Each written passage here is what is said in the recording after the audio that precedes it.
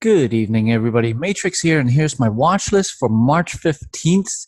Okay, looking at the futures right now, as we see, we are gapping up ever so slightly. Today was a very choppy consolidation day. Actually, for the past 2 days, it's been going sideways in a range right now, as you can see this action right here.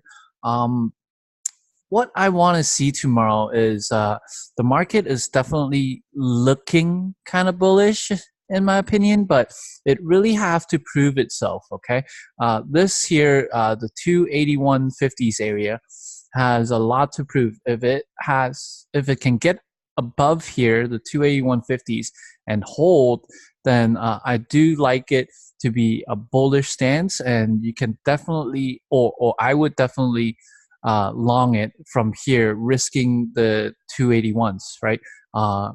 Attempting a breakout of this 282 area. However, like I said, we are in the sideways consolidation zone, so anything can happen. Today, we see the 281 holding on to dear life as it dips and hold, right? So we have a pretty clear, concise kind of interim support line here.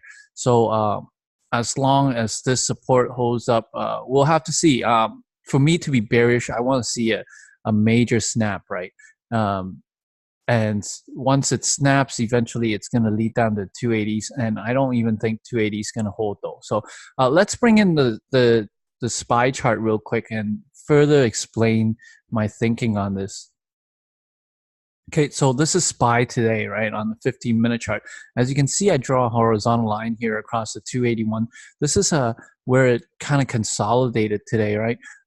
It was just basically playing in and around this area. I mean, if you can see right here, it was just playing in and around this horizontal zone, right? Let me change the colors here real quick. Okay, so essentially, if the stock or if the market can hold above this 281.50, then you can be pretty confident in longing it, right? And you have a very tight risk here, just below the 281.50s, right? However, if it stays below here and starts trading sideways here tomorrow, I do like it for the fade down and bring it back down to the 280s area here real quick. So overall, I think tomorrow is still going to be choppy, looking like it's coming down a little bit, but we are going to gap up a little bit in the pre-market on the future side of things. So what I want to talk about is the trade deal with Trump and China, right? U.S. and China trades being held off once again does not help the market, right? So very indecisive so far. Okay, and looking on the day here, we have a doji day. So tomorrow it's going to pick a direction. It's going to pick a direction for sure. Really depends on how it plays out around this 281.50s area. So as long as it's trading above 281.50s, nice long bias with a tight stop, or if it trades below 281.50s, a nice short bias with a tight stop above. And then here are your targets, right? Your highs and the lows are the targets, okay? And then if any of these targets break out or break down with authority or significant volume, like a kill candle or massive breakout candle, then it will definitely give you a sense of direction here. So with that said, let's get into a watch list. I have 5 tickers on watch tonight, but I will be focusing mainly on 2 tickers. Okay, the first one up is Facebook. Is definitely a main watch for us. As you can see, Facebook dipped hard after hours. It's not a dump yet. It's just basically a dip. Okay, it pulled 3% right at 4 p.m. With Mark Zuckerberg coming out with news saying that their chief product officer, Chris Cox, is leaving Facebook.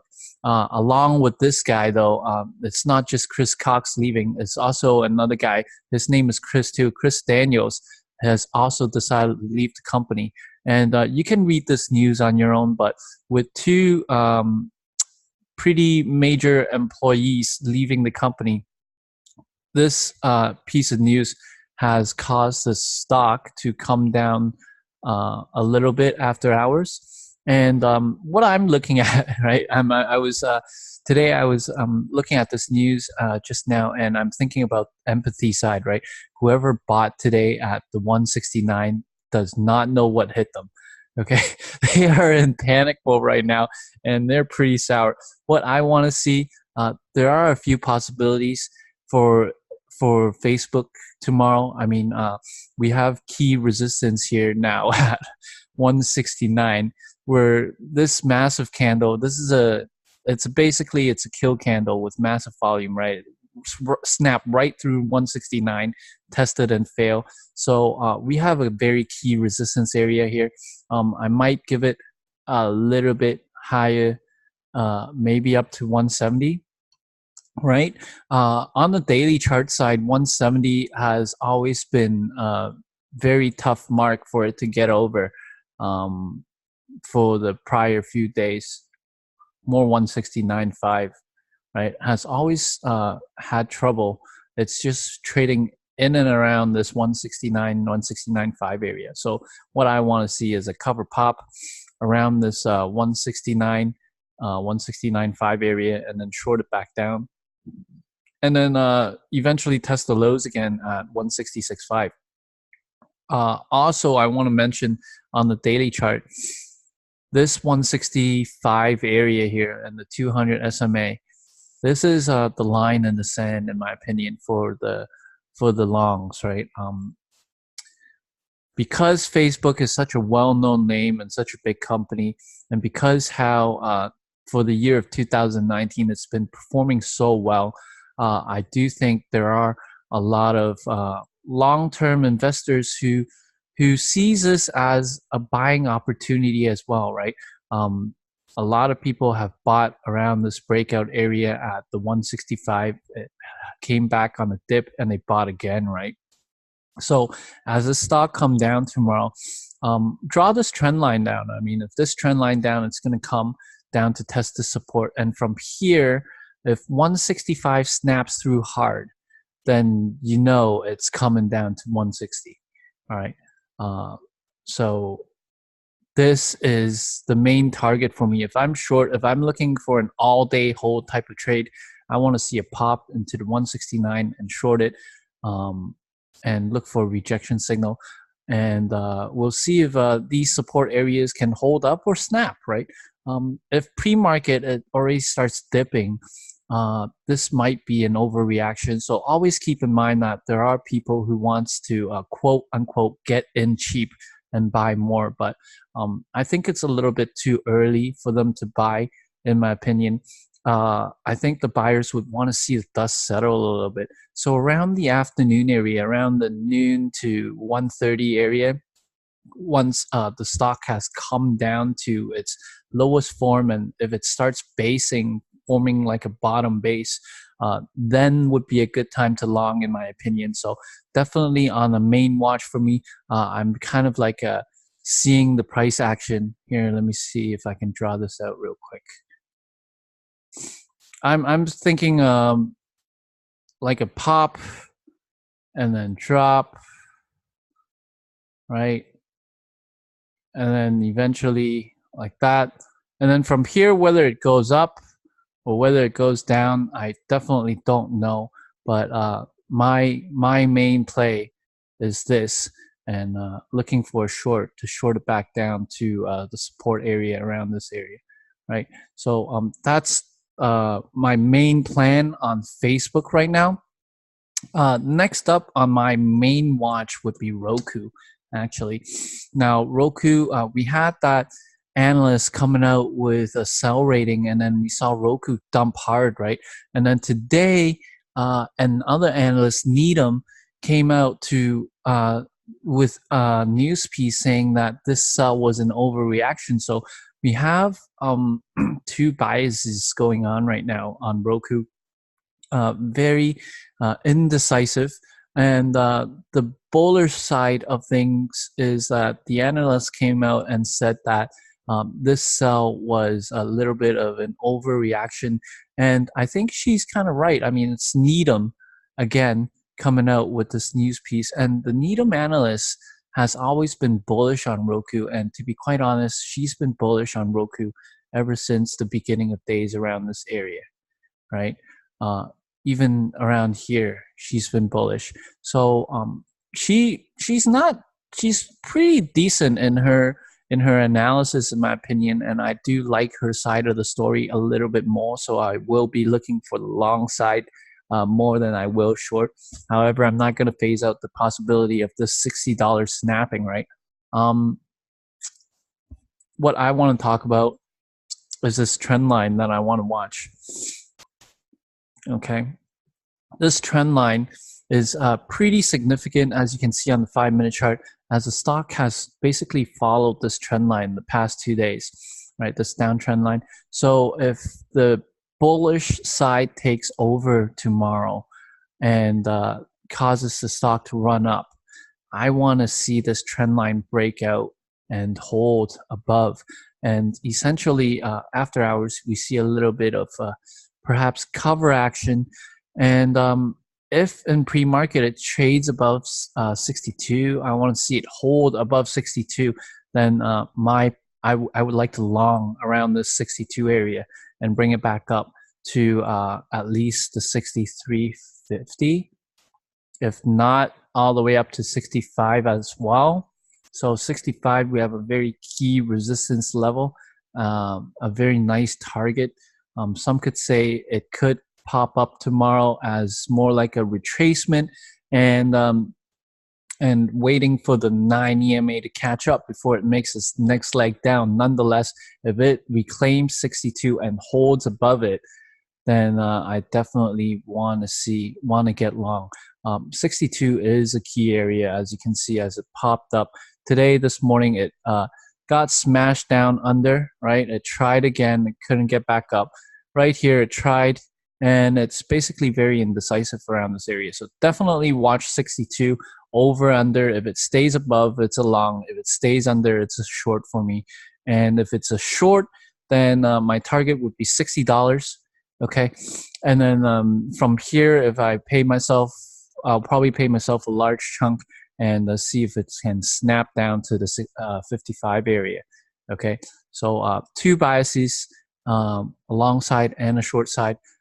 Now that I'm here, I mean, let's pull out the fibs and let's take a look at what the hell it's doing right now. So I hope I got this right. Okay, so let's delete this line and take a look at the fibs real quick, see what it tells us. 63.50, a key area. Also today at $60, right? We have the 64.70 area here. We have the 9 EMA, and yeah, the fibs looks pretty good as well. It marks out some pretty nice support and resistance level right here at the 64.70 area. So I would call this 65. Okay, it might come back up over here. It has to reclaim 62 though. The 61.80 area. So pretty nice following the fibs over here. So that's Roku. That's another main watch. On the side though, if you guys, here is a very interesting stock I want to talk about. Snapchat had a massive run today, and basically they came out with analyst buy rating on this ticker. Now, what I want to talk about is Snapchat, how much of a piece of shit this stock is.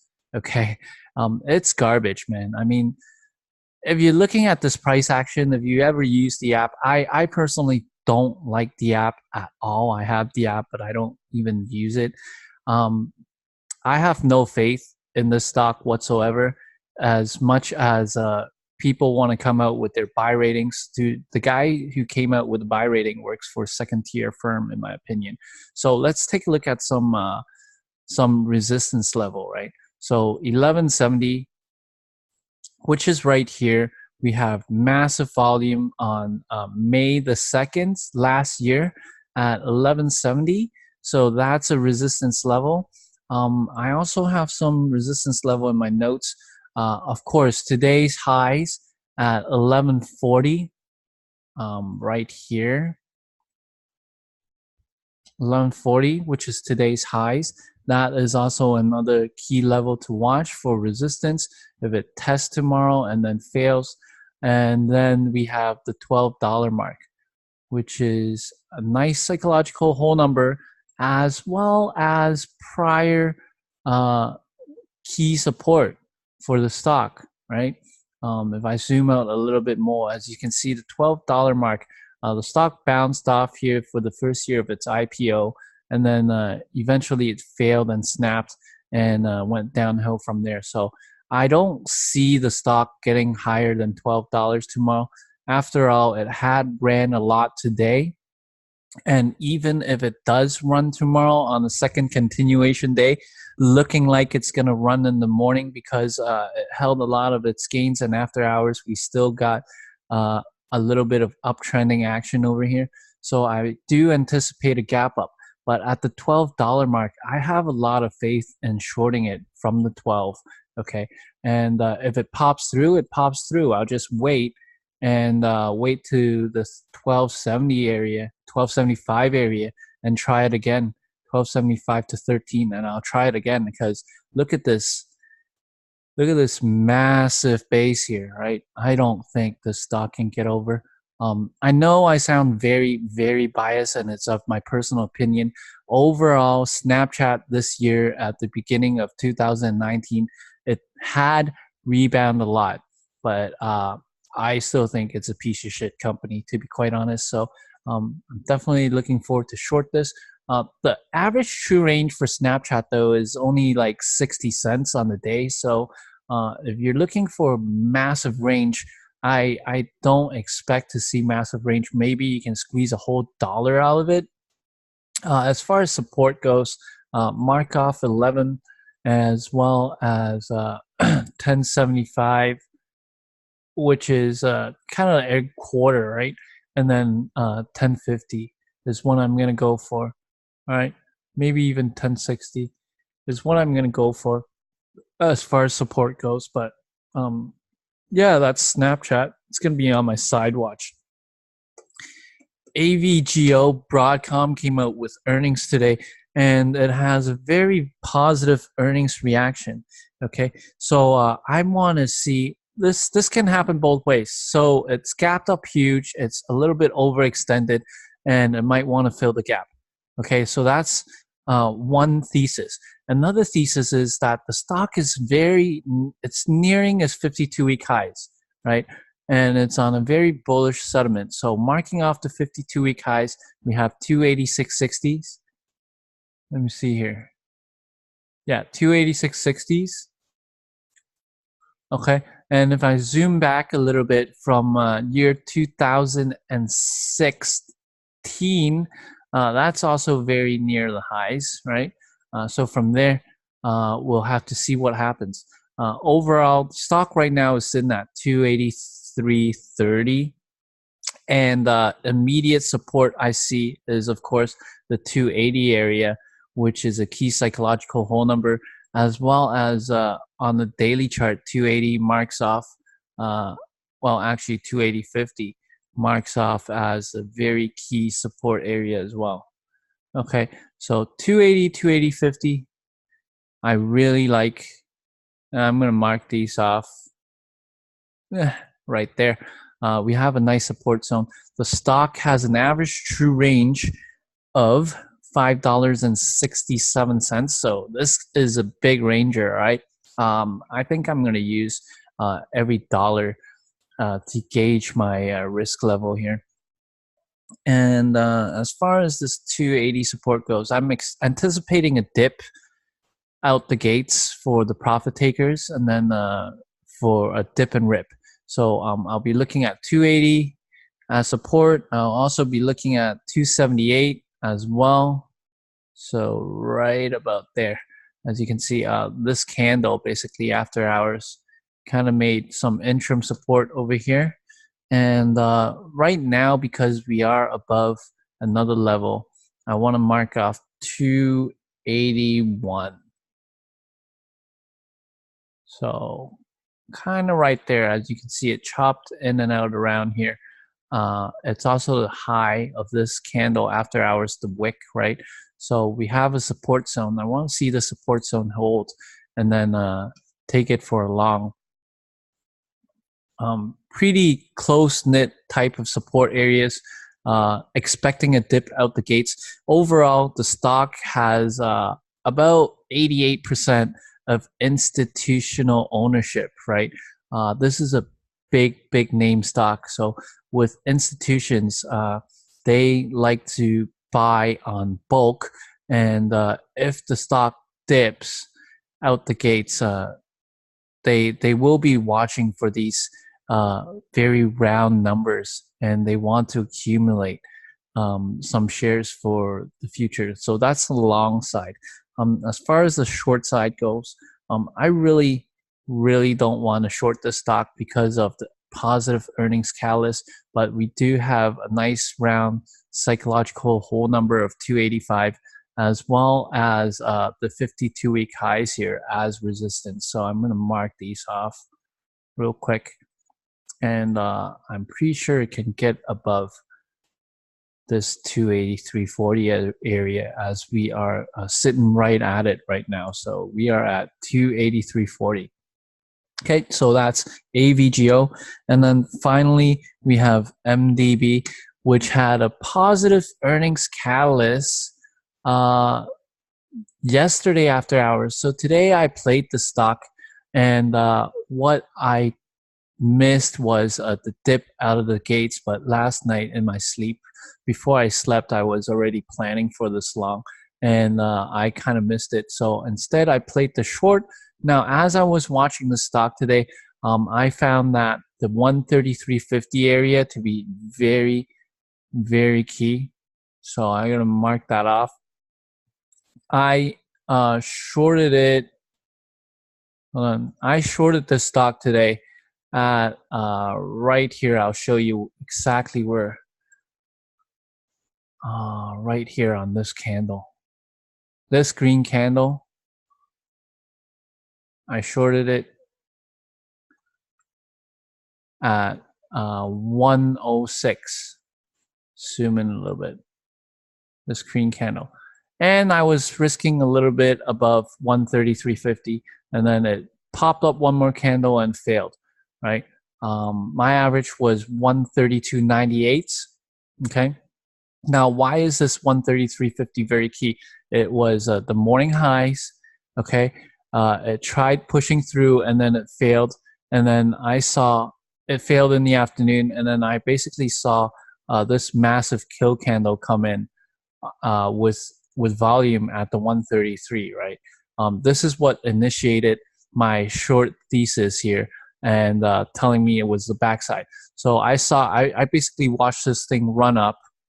Okay, broke out above this 133.50, and then I saw it dip, hold, another dip, a lower high, right? And then I started drawing this trend line out,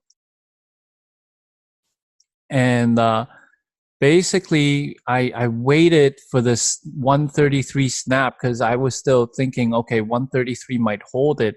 As you can see, first of all, it was a psychological whole number. Second of all, it made prior highs. So I wanted to see it snap. And when it snapped with this massive significant volume, I waited for my chance for it to come back up. And then I shorted it, and I rode it all the way down. I actually took my position off. I paid a lot of it, paid myself a lot around this area here. And I closed the rest of the position out around this area, right about here. Okay. So that was my trade for the day. A little quick recap for you. Nonetheless, I mean, I have just explained why 133.50 is so significant. So this is a resistance area, as well as the 133 key psychological hold number. As you can see how it played a key role today in my short thesis, as well as today it tried to top out over here and it couldn't get over. And then we have another resistance level here at the highs around the 134.40s area.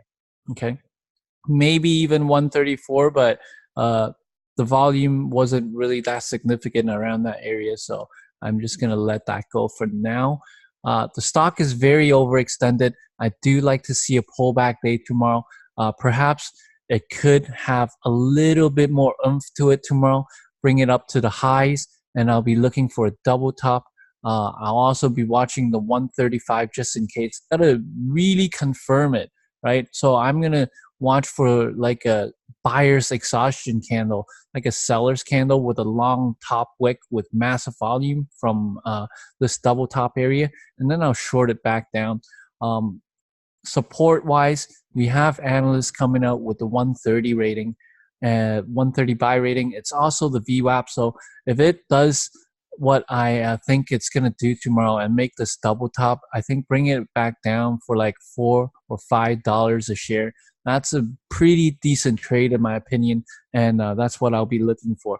I don't think the stock will give up all its gains at all because first of all, the stock is on 52-week high. Second of all, we have a very positive earnings catalyst.